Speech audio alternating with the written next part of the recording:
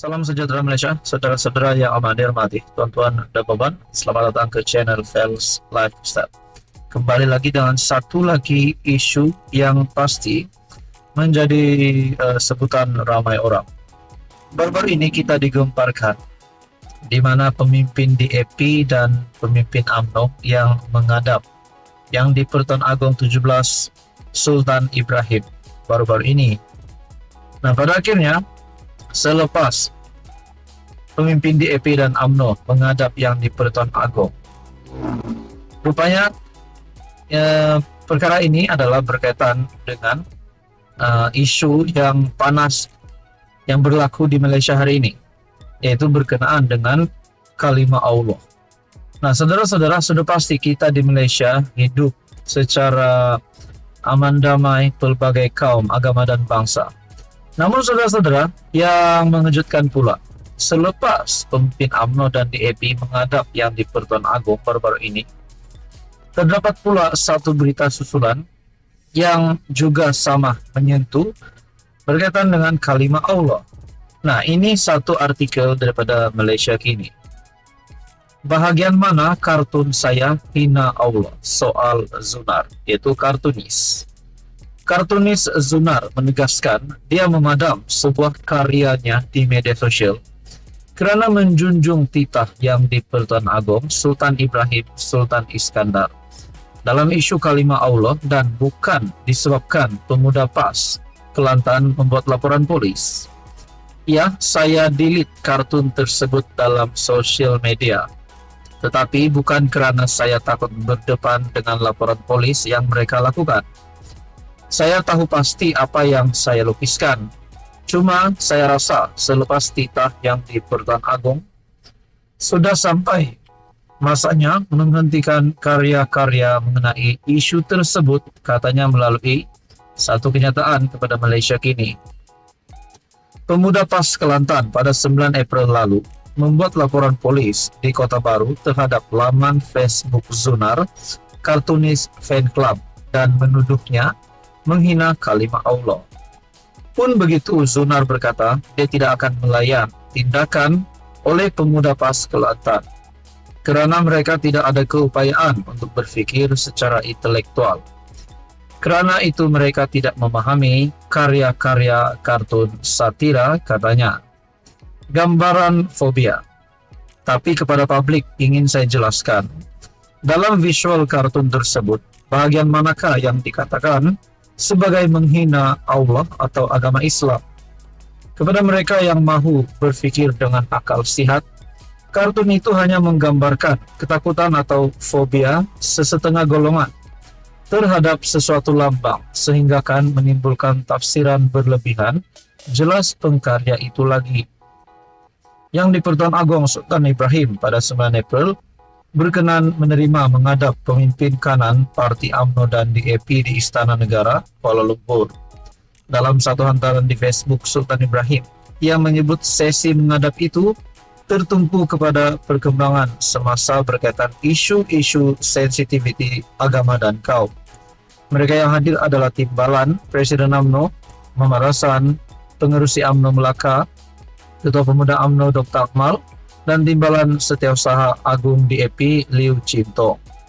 Pada pertemuan itu, Seri Paduka juga mengingatkan pemimpin politik supaya tidak melampau dalam memberikan pandangan mereka tentang isu agama dan perkauman. Bukan hanya UMNO dan DAP, tetapi juga semua parti. Pemimpin mesti menjadi jambatan atau penghubung antara rakyat majmuk negara kita dengan contoh perilaku yang matang tita baginda. Nah, saudara-saudara, apa komen Anda berkaitan ini? Sekian saja, teruskan bersama di dalam channel ini. Halo semua, salam sejahtera Malaysia. Tuan-tuan dan puan yang amat dihormati, selamat datang ke channel Fels Lifestyle. Terima kasih kerana masih setia bersama di dalam channel ini. Dan kepada yang baru, selamat datang admin ucapkan.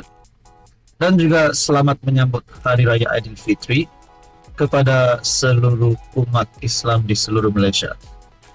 Tuan-tuan dan puan yang amat dihormati, di samping keriangan, di samping umat Islam di Malaysia bergembira menyambut Hari Raya Aidilfitri, baru-baru ini timbalan Perdana Menteri Ahmad Zaid Hamidi juga ada membuat perkongsian titipkan doa untuk Palestin. Dan yang terkini, Presiden PAS pula dalam satu kenyataan mengucap takziah kepada pemimpin Hamas. Ini adalah satu pemergian yang mengejutkan hati awam, mengejutkan seluruh kepimpinan politik dan juga PAS. Dikongsikan daripada Malaysia Kini pada 11 April. PAS ucap takziah kepada pemimpin Hamas.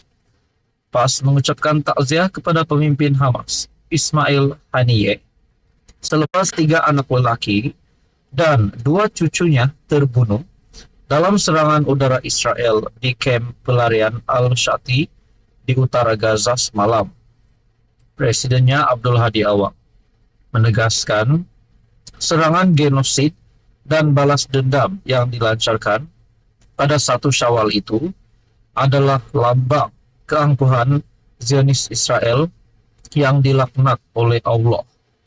Tindakan ini tidak akan sekali-kali mematahkan semangat para pejuang Palestin untuk membebaskan Masjid Al-Aqsa. Semoga ahli keluarga Sheikh Ismail Haniyeh beroleh syahid dan memberi syafaat di akhirat nanti, katanya pada satu kenyataan hari ini.